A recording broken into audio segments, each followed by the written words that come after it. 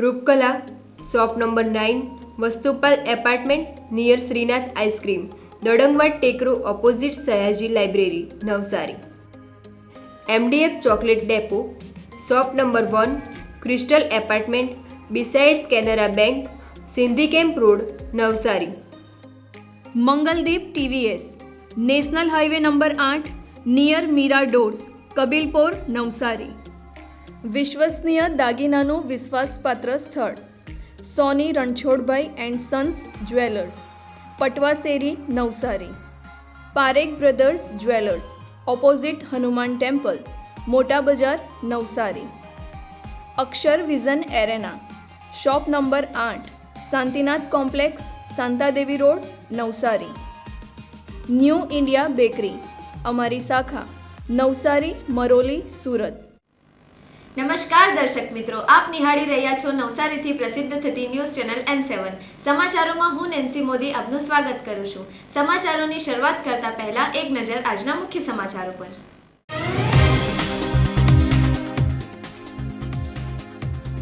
નવસારીના ward number 5માં પાણીની સમસ્યા બની વિકટ, ડેપ્યુટી કમિશનરને અપાયેલું આવેદનપત્ર।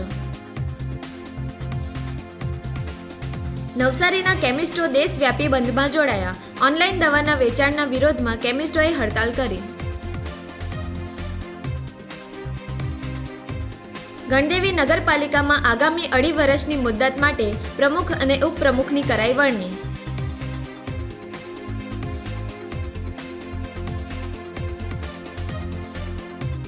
મરામતને લઈને વિજલપોર ફાટક 9 દિવસ માટે બંધ।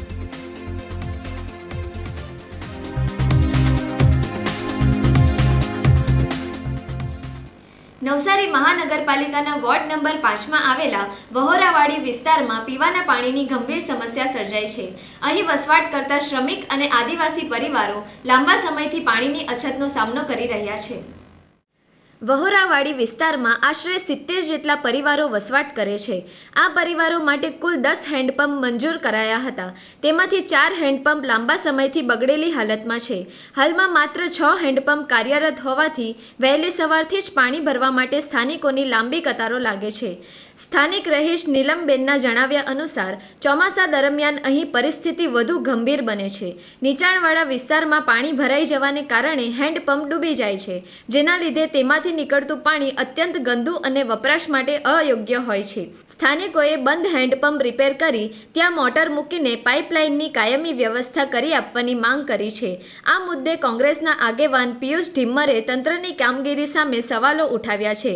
તેમણે જણાવ્યું કે વહોરાવાડીના શ્રમિક વર્ગ વહેલી સવારથી જ પાણી મેળવવા સંઘર્ષ કરે છે। વારંવાર રજૂઆતો કરવા છતાં કોઈ યોગ્ય નિરાકરણ ન આવતા આખરે ડેપ્યુટી કમિશનરને આવેદનપત્ર સોંપવાની ફરજ પડી છે।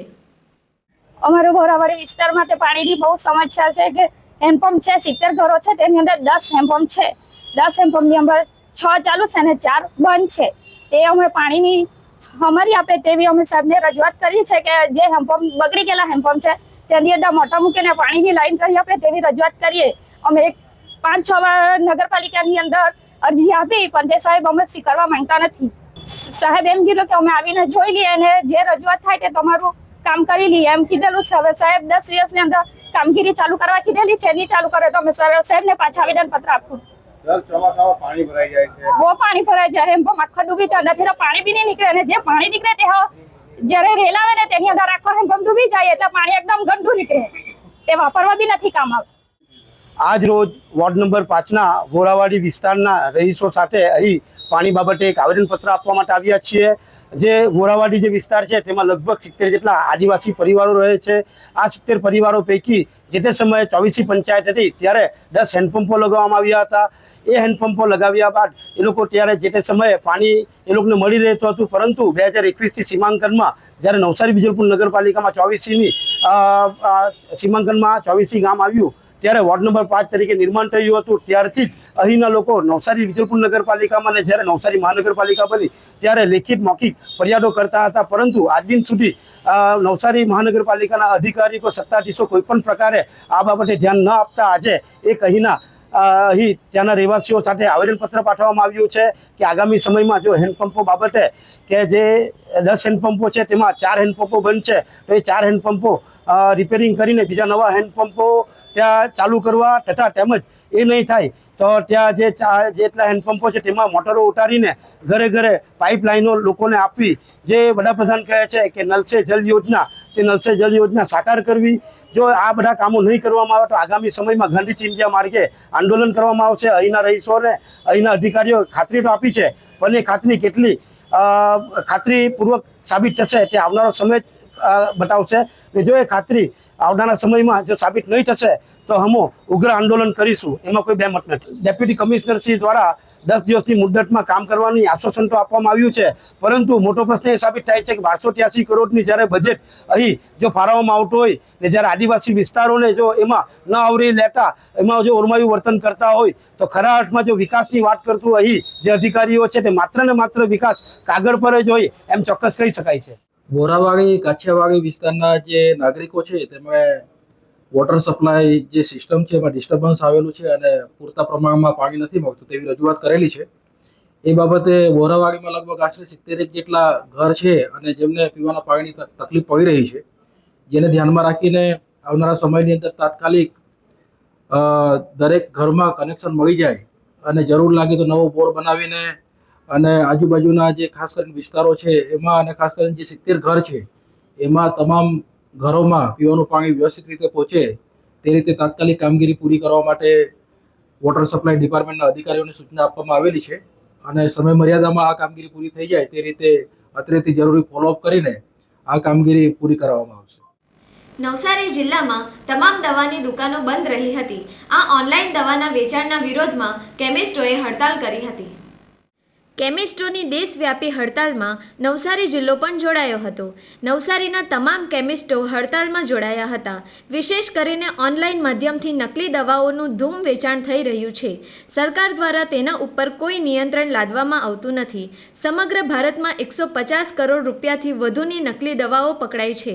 ત્યારે નકલી દવાના વેપાર સામે કડક કાયદો ઘડવામાં આવે તેમજ કોર્પોરેટ ક્ષેત્રમાં વધારે કમિશન સહિતના ચાલી આવેલા ખેલ ઉપર લગામ કસવામાં આવે તે કેમિસ્ટોની મુખ્ય માંગણી છે.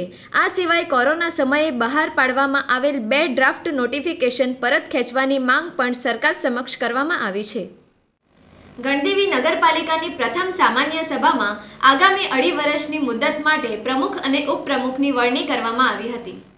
ગણદેવી નગરપાલિકાના કુલ 6 વોર્ડના તમામ 24 સભ્યોની બહુમતી ધરાવતા ભાજપે આ વખતે પણ મેન્ડેટ આપી પ્રમુખ તરીકે અનિતાબેન દિનેશભાઈ ભંડારી અને ઉપપ્રમુખ તરીકે રાજેશ ઈશ્વરલાલ પટેલની વરણી કરવામાં આવી છે.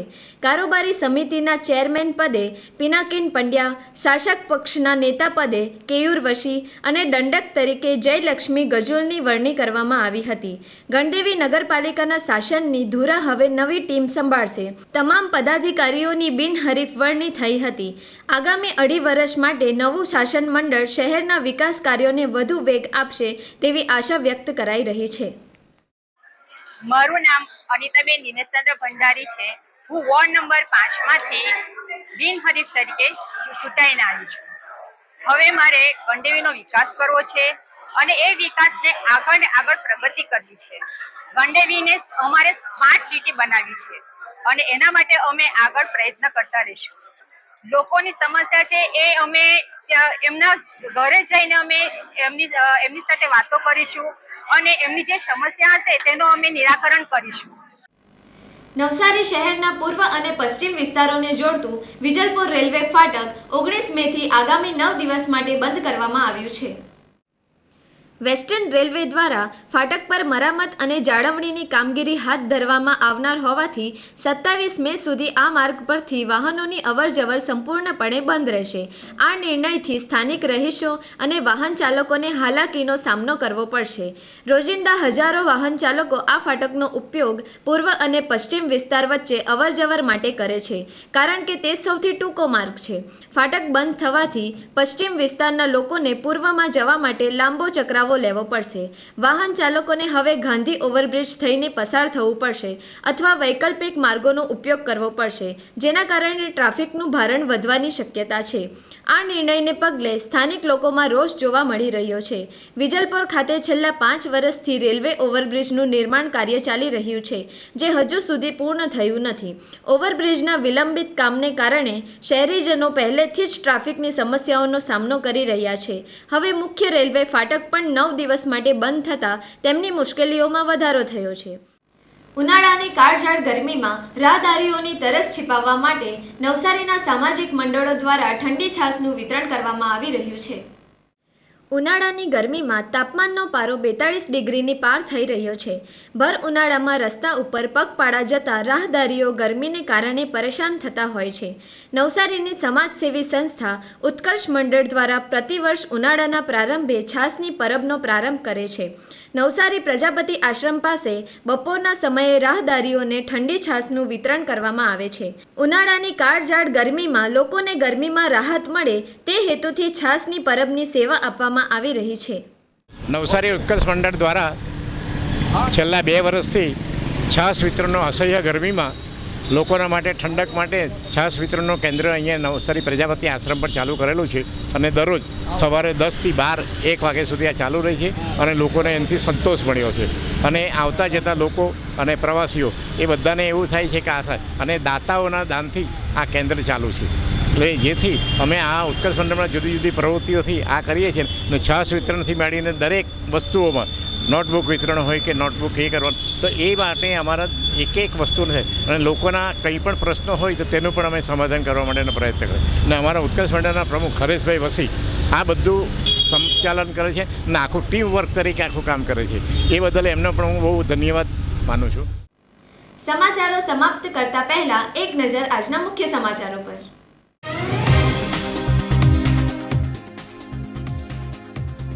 નવસારીના વોર્ડ નંબર 5માં પાણીની સમસ્યા બની વિકટ. ડેપ્યુટી કમિશનરને અપાયેલું આવેદનપત્ર. નવસારીના કેમિસ્ટો દેશવ્યાપી બંધમાં જોડાયા.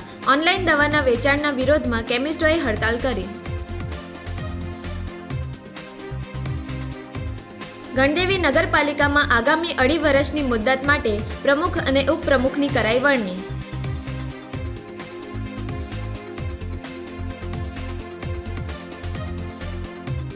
મરામતને લઈને વિજલપોર ફાટક 9 દિવસ માટે બંધ.